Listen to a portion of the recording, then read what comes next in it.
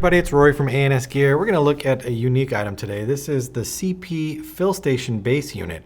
So this can do a couple things for you. If you're a field or store owner and you're looking to replace your fill station unit that you have, you can do it on the cheap for something like this. Or if you are looking to start a field or a store and you need a fill station unit, you can do it with something like this. Basically, this is going to give you the ability to fill tanks and do it rather cheap and do it very efficiently. So what this is basically just a block unit right here that has a twist on and off knob. And you can see they've marked on and off with the direction arrows, tells you which way to turn it. It's only a half turn and it's a very smooth, easy turn, even under pressure. So it's easy to engage the system and turn it on or fill through it. So on the actual system here, you've got your knob obviously, and you've got four ports. 1, 2, 3, 4. 2 of them are input ports, 2 of them are output ports. So from whatever bulk tank system you have, whether it be a lot of cylinders that are holding your high pressure air or however you're doing it, all of those cylinders are going to need to come to a unit that is going to then be able to fill a bottle from it. So this unit right here, you'd have your bulk tank system coming into the input hole on this fill station right here.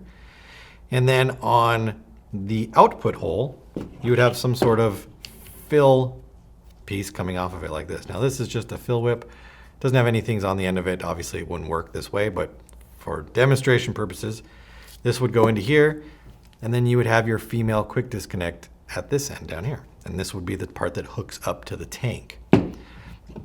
So with that being said, you would have your input coming into one, your output coming into the other. And if that's where you were going to leave it, you were just going to have one piece on here, one fill station, basically, one ability to fill one tank at a time.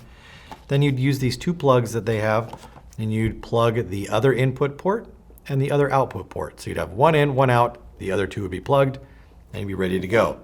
So you hook up your bulk system to this, and then you turn this and you fill. So you turn, pressure comes through, goes through the line and into your bottle. When you're done, this is kind of on a spring. It's hard to feel it when there's no pressure through it, but it will turn off by itself or back itself up by itself. And when it does, it purges the line. So the pressure that is built up in the line to go to the bottle, that pressure will purge out so you don't have pressure in the line and you can't disconnect the bottle from it without potentially having an issue. Cool thing about this station, what you can do with it is you can link multiple in a line. So you can chain them together. So you have the input into one. On the other input, you would run to another one of these fill stations. So you could have 3 or 4 of these knobs, these fill stations lined up with 2 outputs on each one of them. So you could fill multiple tanks at the same time, assuming that your capacity can keep up with whatever you're trying to do. And then, as I said, you could have 2 outputs on each one.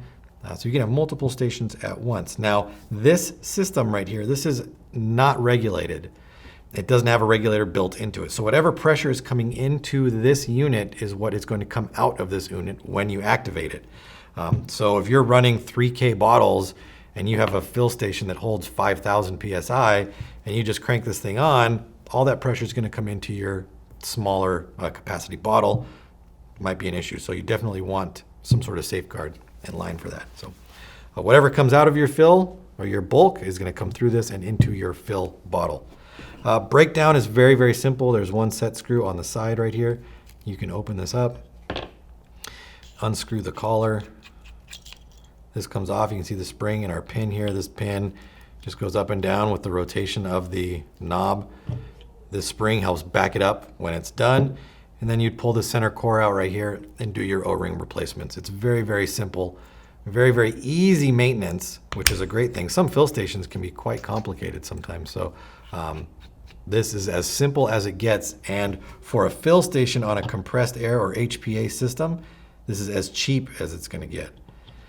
I don't know if I mentioned, let me put this screw back in here real quick. On the bottom of this fill station, there's 2 holes. They're threaded, so you can mount it to the side of a wall. You can mount it on top of a small retainer wall, mount it to a table. Whatever you need to put it on, you can put this there so that this thing isn't moving around when you're trying to activate it and let it go. But for what you pay for this compared to what a normal fill station assembly would cost you, This is definitely a budget way to do it, and it's going to work awesome. So if you're in that market where you need fill stations, whether you're a field owner looking to upgrade, looking to get rid of, looking to replace, whatever it may be, definitely consider one of these. The CP high pressure HPA fill station bases. They're available through the website. Order yours now through ansgear.com.